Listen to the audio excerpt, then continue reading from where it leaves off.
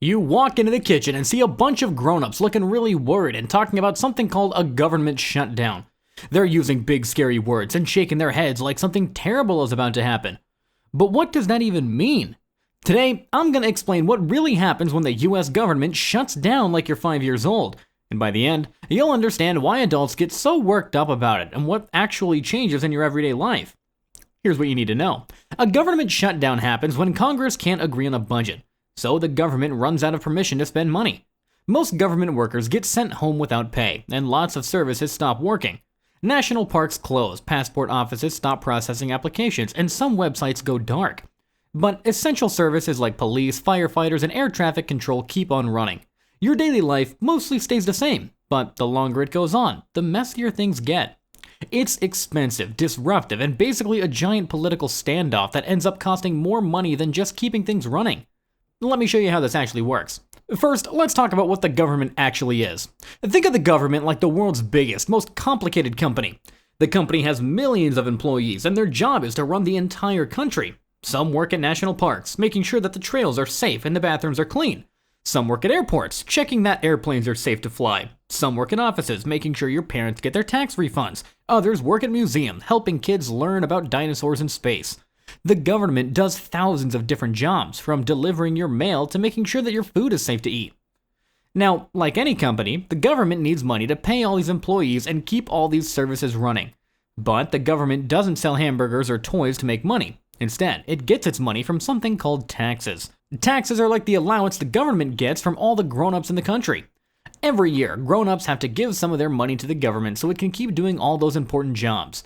But the government can't just spend money however it wants. It has to follow rules, just like how you have rules at home about how to spend your allowance. The government asks to make a plan called a budget that says exactly how much money it will spend and what it will spend it on. This budget has to be approved by Congress, and Congress is like the government's parent, and they have to say yes, you can spend your money on that before the government can actually spend it. Here's where the shutdown part comes in. Sometimes the people in Congress can't agree on the budget. It's like if your parents couldn't agree on whether you should spend your allowance on toys or books. When Congress can't agree, they don't approve the budget. And when there's no approved budget, the government runs out of permission to spend money. It's like the parents taking away your allowance until you and your siblings can agree on something. So, when the government doesn't have permission to spend its money, it has to stop doing most of its jobs. This is called a government shutdown.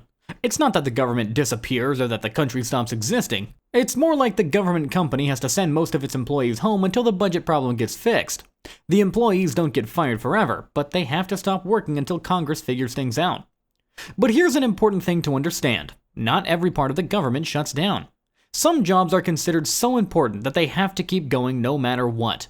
These are called essential services. Think of it like this. If your house was having money problems, you would still need to keep the heat on and make sure that there was food in the refrigerator, right? You might stop buying new toys or going to the movies, but you wouldn't stop doing the really important stuff that keeps everyone safe and healthy. So what are these essential services that keep on going? Anything that keeps people safe continues to work. Police officers keep protecting people, firefighters still put out fires, doctors and nurses at government hospitals still take care of sick people. The military still protects the country, air traffic controllers still make sure that airplanes don't crash into each other. Border Patrol agents still watch the country's borders. All these people keep on working, even though they might not get paid right away. But lots of other government workers do have to stay home.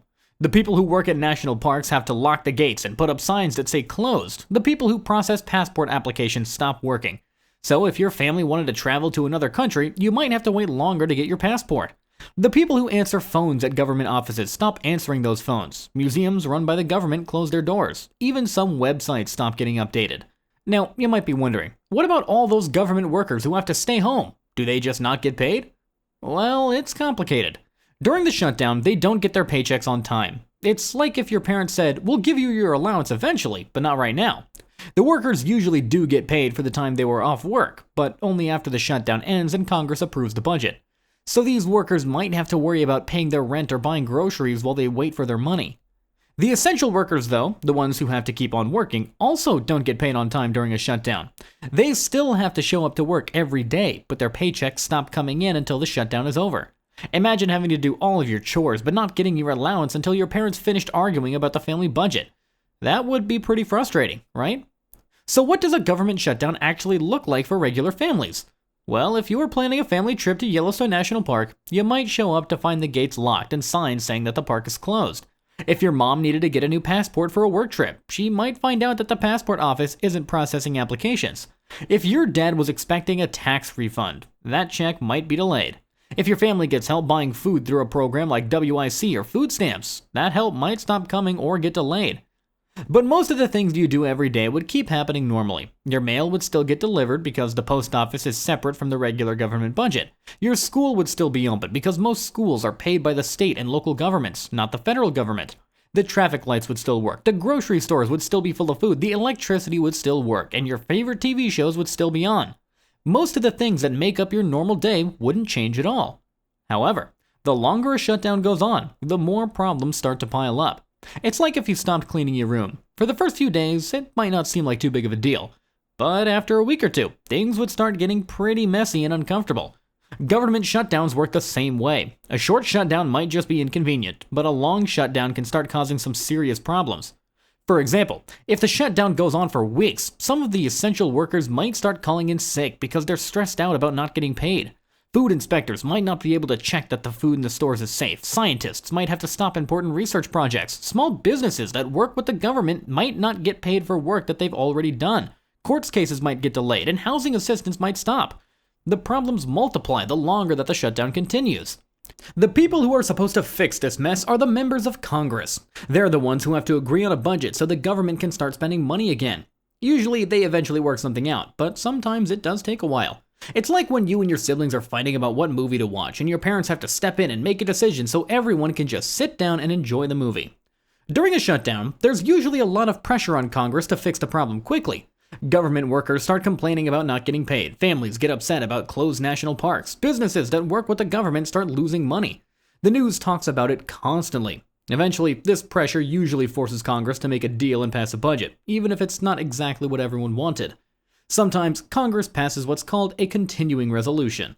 This is like a temporary budget that says, okay, we still can't agree on everything, but let's just keep spending money the same way we did last year until we can figure this out. It's like your parents saying, we can't decide on a new allowance system right now, so let's just keep doing what we did last month until we have time to talk about it properly.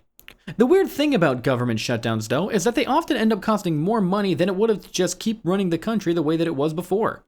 When workers come back after a shutdown, they usually get paid for all the time that they were off, even though they weren't working. The government also has to spend extra money to start everything back up again. It's like if your parents made you stop all your activities for a week, but then had to pay you extra fees to re-enroll you in everything. The whole thing just ends up being more expensive and more complicated than keeping things running normally. Different shutdowns, though, have lasted different amounts of time. Some have been just a few hours or even a couple days. Others, though, have gone on for weeks. The longest government shutdown in US history actually lasted for 35 days, from December of 2018 to January of 2019. During that shutdown, about 800,000 government workers either stayed home or worked without pay. National parks were closed, tax refunds were delayed, and many government services stopped working. Some workers went to food banks because they couldn't afford groceries. It was a mess. Now, you might wonder why Congress lets this happen if shutdowns are so expensive and disruptive. Well, sometimes politicians use shutdowns as a way to try to get what they want. It's like if you refuse to clean your room until your parents agree to let you stay up later on weekends. You're using something that affects everyone to try to get your way on something else. Politicians sometimes refuse to approve a budget unless they get changes to laws that they care about. It's really not a very nice way to negotiate, but it does happen.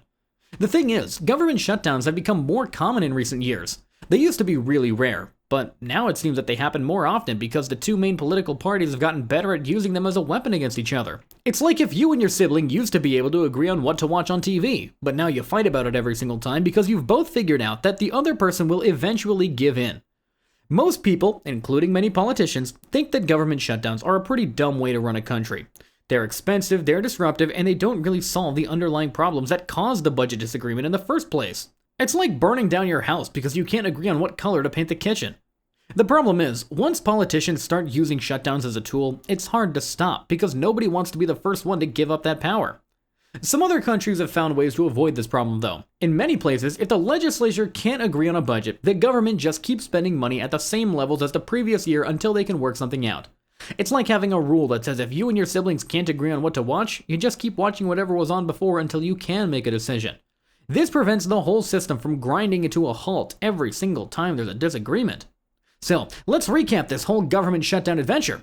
The government is like a giant company that needs permission from Congress to spend money. When Congress can't agree on a budget, the government has to send most of its workers home without pay. But essential services like police and air traffic control keep on running. Your daily life mostly stays the same, though things like national parks close and some government services stop. The longer it goes on, the more problems pile up. It ends up costing more money than just keeping things running, and it's basically a political weapon that most people think is a terrible way to run a country. Now go forth and impress the grown-ups with your newfound knowledge of political dysfunction. Just don't try this shutdown strategy with your own allowance.